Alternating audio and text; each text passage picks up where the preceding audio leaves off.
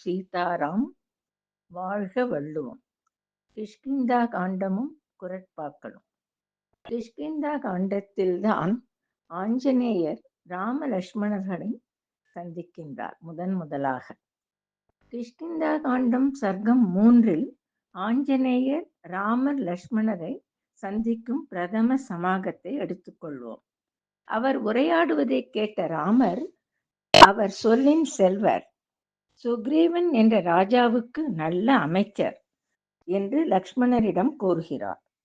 வள்ளுவரின் அமைச்சு என்ற அதிகாரம் இதனுடன் ஒத்துப்போகிறது. இது குறளில் 64வது அதிகாரம். இந்த அதிகாரத்தில் உள்ள எல்லா குரட்பாக்களுமே ஆஞ்சநேயருக்கே சொன்னது போல் பரிமளிக்கின்றன. இதில் ஒரே ஒரு குறளை மட்டும் எடுத்துக்கொள்ளலாம். அரண் அறிந்து ஆன்றமைந்த சொல்லான் எஞ்ஞான்றும் திறன் அறிந்தான் தேர்ச்சி துணை. இது 64வது அதிகாரத்தில் குறள் 5.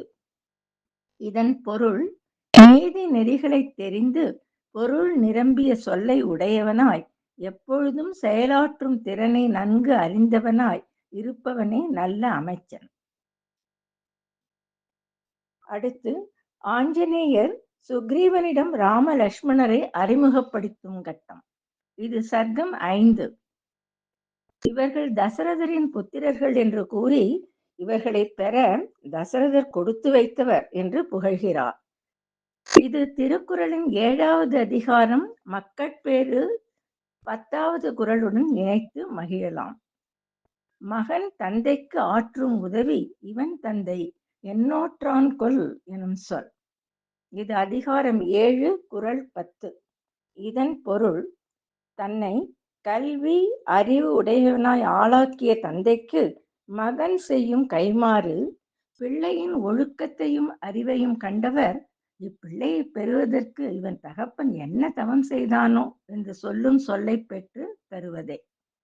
இதே சர்க்கத்தில் சுக்ரீவன் ராமரிடம் அபயம் அளிக்க வேண்டும் என்று வேண்டும் பொழுது ஆஞ்சநேயர் அக்னி மூட்ட அதன் முன்பு நட்பை ஏற்றுக்கொண்ட ராமர் சிரிக்கிறார்.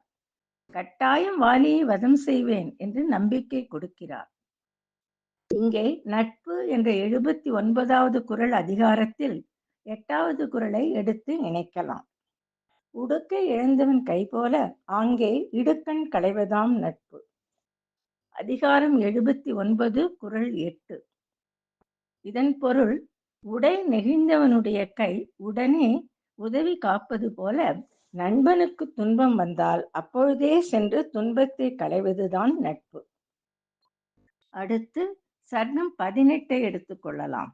இதில் வாலியின் மேல் அம்பு எய்த பின்னர் ராமர் அவருக்கு செய்யும் உபதேசம்.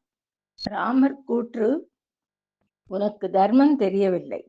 ஜாம்பவான் ஆஞ்சநேயர் இவர்களிடம் கேட்டு தெரிந்து கொண்டிருக்கலாமே. நீ சபல புத்தி உள்ளவர்களை பக்கத்தில் வைத்துக் கொண்டிருந்தாய். பார்வை இழந்தவன் இன்னொரு பார்வை இழந்தவனை வழி கேட்ட மாதிரி நீ இருந்தாய் என்று கூறுகிறார். இங்கு அதிகாரம் 45 குறள் 8 இடிப்பாறை இல்லா ஏமரா மன்னன் என்ற குறளை பொருத்தி பார்க்கலாம். இது அரண்ய காண்டத்தில் நாம் ஏற்கனவே பார்த்த குறள்தான். முன்பே விவரித்தபடி வாலிவதத்துக்கு ராமர் கூறும் ஒரு காரணம் அவன் சுக்ரீவனுடைய மனைவியை விரும்பியதுதான். திருக்குறள் பிறன் இல் விழையாமை என்ற அதிகாரம் இதனுடன் பொருந்தும். இனி சர்க்கம் 19 தாரை வாலி வதத்தை தெரிந்து கொண்டு ராமன் நிச்சயம் கடாட்சித்திருப்பார் என்று நம்புகிறார். அப்போது வாலியின் கூட இருந்த வானரங்கள் அவளிடம் அங்கதனை ராஜாவாக ஆக்க வேண்டும் என்று கூற அவர்களை எதிர்த்து கொண்டு அங்கதனுடன் வாலியை காண வருகிறாள். அப்போது அவளுக்கு துக்கம்தான் பெரியதாக தெரிகிறது. இதை நடுவுநிலைமை என்ற அதிகாரத்தின் குரட்பாவுடன் பொருத்தி பார்க்கலாம். தக்கார் தகவிலார் என்பது அவரவர் எச்சத்தார் காணப்படும். இது அதிகாரம் 12 4வது குறள். இதன் பொருள், ஒருவர் தகுதியாளர் மற்றவர் தகுதியற்றவர் என்று உரைப்பது எல்லாம் அவரவரது எஞ்சி நிற்கும் புகழும் பழியும் என்பனவற்றால் காணப்படும். அடுத்து சர்க்கம் 21 ஆஞ்சநேயர் தாரைக்கு ஆறுதல் கூறுகிறார். பிறந்தவர் ஒரு நாள் இறப்பது உறுதி என்கிறார். இதை திருக்குறளின் நிலையாமை அதிகார குறளுடன் பொருத்தி பார்க்கலாம். நெருநல் உளன் ஒருவன் இன்றில்லை என்னும் பெருமை உடைத்து இவ்வுலகு. இது அதிகாரம் 34 குறள் 6. இதன் பொருள், நேற்று உள்ளவனாக இருந்த ஒருவன் இன்று இல்லை என்னும் நிலையாமையாகிய பெருமையை உடையதுதான் இந்த உலகமாகும். இனி சர்க்கம் 30 எடுத்துக்கொள்வோம். சுக்ரீவனை மழைக்காலம் முடிந்து சில நாட்கள் கழித்து தேவியை தேடும் பணியை தொடங்கலாம் என்று ராமர் பணித்துவிட்டு பிரஸ்ரவணகிரி சென்று விடுகிறார். ஆனால் சுக்ரீவன் மழைக்காலம் முடிந்த பின்னும் ஒரு முயற்சியும் எடுக்காததால் ராமர் மிகவும் வருத்தப்பட்டு லக்ஷ்மணரிடம் சுக்ரீவன் நன்றி மறந்துவிட்டான் என்று கூறுகிறார்.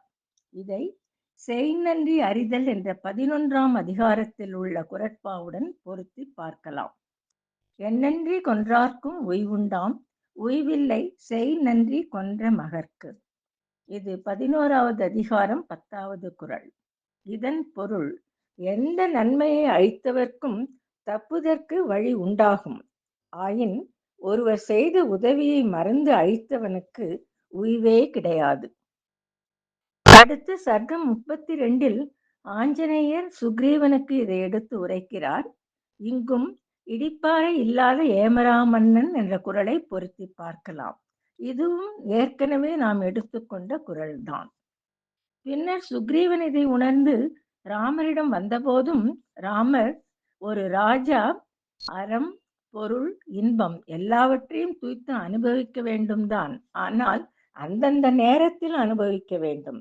அப்பொழுதுதான் ஒரு நல்ல ராஜாவாக இருக்க முடியும். நாடும் அப்பொழுதுதான் நன்றாக இருக்கும். தர்மம், பொருள் இவற்றை விட்டுவிட்டு இன்பத்தில் மூழ்கினால் உச்சி கிளையில் படுத்து உறங்குவது போல் ஆகும். எதையும் காலம் தாழ்த்தாமல் செய்ய வேண்டும் என்று கூறுகிறார். இறைமாட்சி என்ற 39வது அதிகாரத்தில் உள்ள குறள் இதனுடன் பொருந்தும். தூங்காமை, கல்வி, துணிவுடைமை இம்மூன்றும் நீங்கா நிலன் ஆள்பவர்க்கு. இது 39வது அதிகாரம் 3வது குறள். இதன் பொருள், காலம் தாழ்த்தாத தன்மை, கல்வியுடைமை, துணிவுடைமை இந்த 3 பண்புகளும் நிலத்தை ஆளும் அரசனுக்கு நீங்காமல் இருக்க வேண்டியவை. இது சர்க்கம் 39 கிஷ்கிந்தா காண்டம்.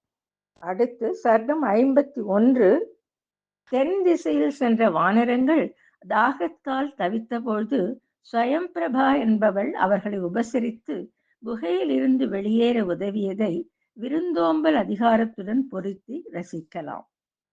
மேலும் ஏற்கனவே விவரித்தபடி 52ஆம் அதிகாரமான தெரிந்து வினையாடல் குறட்பா இதனால் இவன் முடிக்கும் என்பது ஜாம்பவான் ஆஞ்சநேயரை தேர்ந்தெடுத்து இலங்கைக்கு அனுப்புவதுடன் அருமையாக பொருந்துகிறது.